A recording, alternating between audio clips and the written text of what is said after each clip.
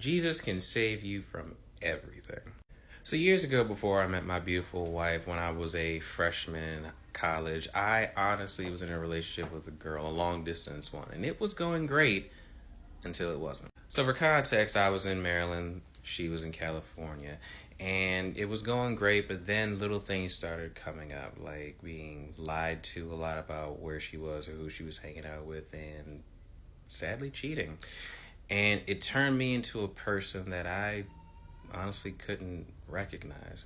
I started becoming more emotional, more angry, blaming myself. Like, what more do I need to do to keep this person? What do I need to do more? I know I should have gotten out. I told myself that I should have gotten out, but to be honest with you, I didn't.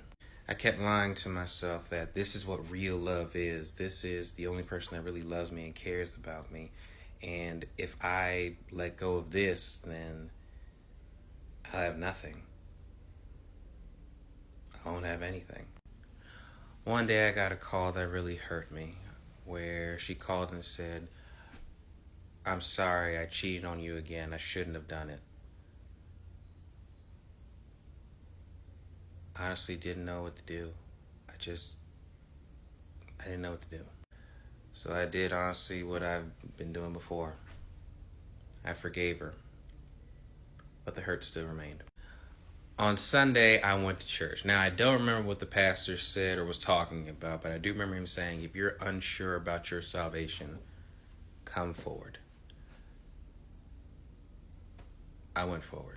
Now, I wasn't sure of my salvation, but in all honesty, I was just unsure, period. This relationship honestly had me thinking, what am I doing? What should I do here? So in the back, they coupled me with a counselor, and I poured out everything to this man. Now, he didn't know me from Adam. And when I told him everything, he said this: "Son, if your parents, family, and friends are telling you to get rid of this girl, break up with her, don't you think that's God trying to tell you something?"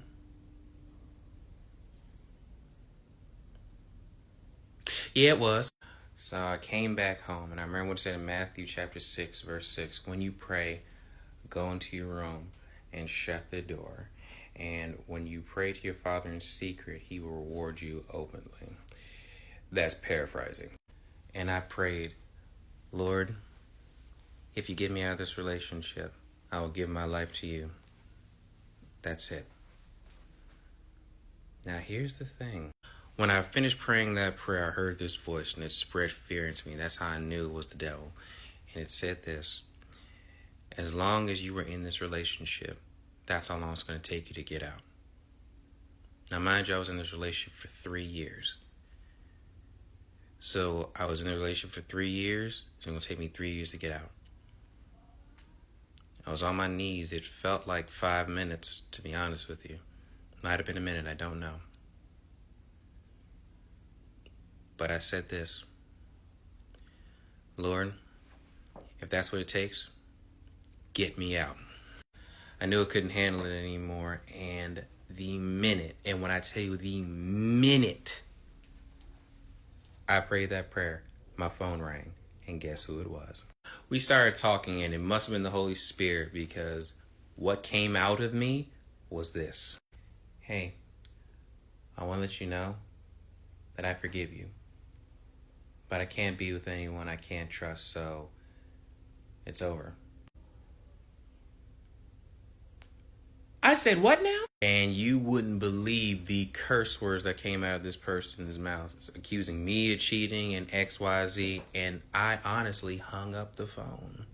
The Lord got me out of that relationship, and when I tell you I was so happy, I felt so free. Oh my gosh, you couldn't have told me nothing that day. So when he freed me, I honored my deal. I got right into this closet, the very one I'm in now. I got on my knees, and I gave my life to Jesus Christ. He saved me, not just from this relationship, but from all my sins, in the past, present, future, whatever. He saved me. And he can and will save you too if you want him to. Whether it be a bad relationship, a bad situation, a person, and honestly from death. He can and will do that. Ask him. Seek him. Trust him. He can and will do it.